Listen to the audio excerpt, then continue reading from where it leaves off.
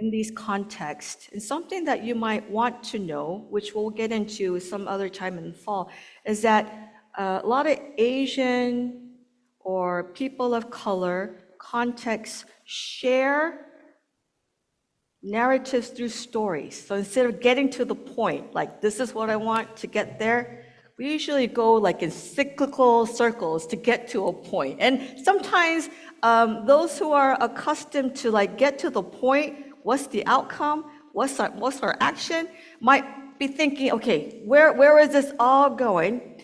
But notice it's just a different way of capturing your imagination. So I'm going to do that through a story. So when I was in youth group, freshly entering the youth group, we had college students at Arizona State University, kind of like doing this kind of college with youth, kind of hang out together. And for the first time as a young person, I was walking on the campus of college. And on that campus, I noticed, along with other youth group members, some houseless folks sleeping in the vicinity at nighttime. Especially at nighttime, we saw a lot of activities. And our kids, because we were a Christian group, we got into this hot debate. What are you going to do? Help! Give that person money. Give that person something to eat. Give that person something to drink. And the other half say, because you know why. You can give them money, but I bet they're going to use it on something not good. And that was the consensus. That was the consensus. We said, consensus? That is the right word. Okay. We said, you know what? No, we're not going to help, because when we do actually help, we think we're helping, but they're going to take advantage of it. And they're going to use that money not to get what they need, but they're going to use to get high. And we said, we're not going to participate in that.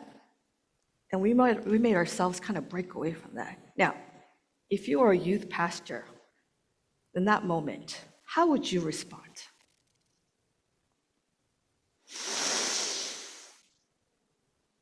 How would you respond? Because I heard several things.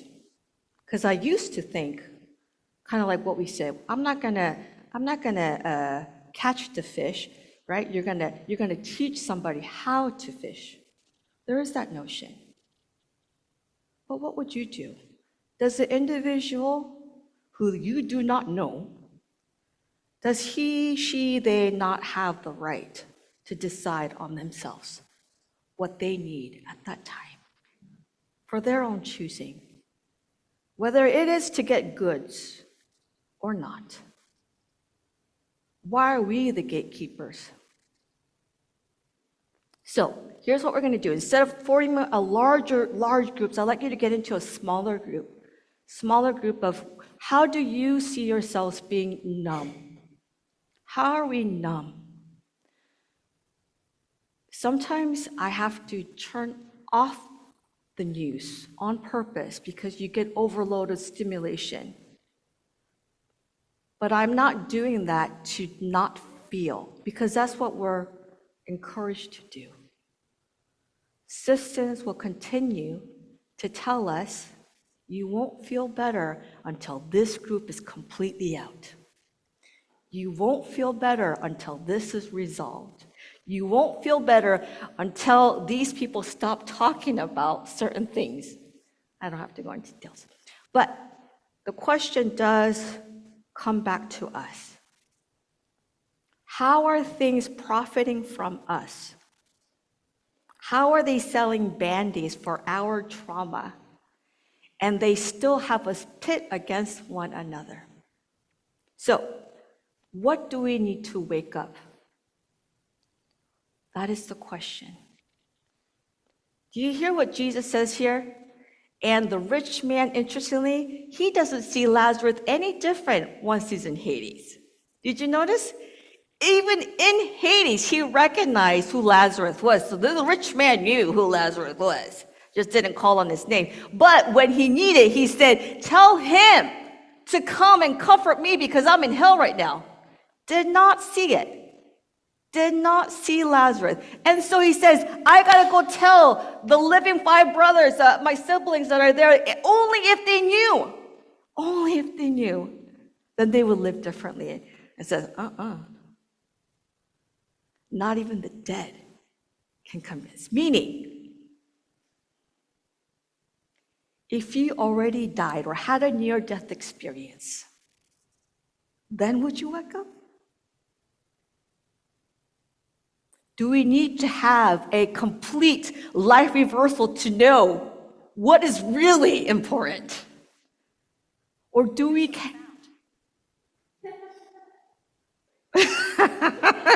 the one time I wore my watch.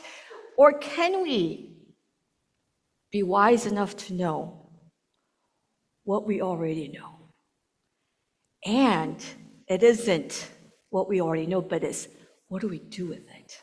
All right? So whatever conversation comes from you, I'd like for you guys to share what your perspectives are, what you heard from this parable. What do you think the lesson is for you? How would you teach this message to yourself? Who are the Lazarus in your lives? Who are the rich person in our lives?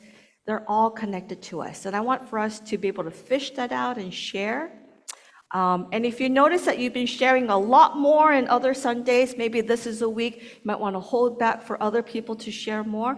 But I will give us a good 8 to 9 minutes to share, and we'll come around and share together some of the ways either our systems continue to profit and we recognize what that is, or what are some ways that we can break away and connect and create something that is not of the mass production, but something where we co-create, where we stay with grief, where we accompany grief, where we remember our bodies and whatnot. Okay,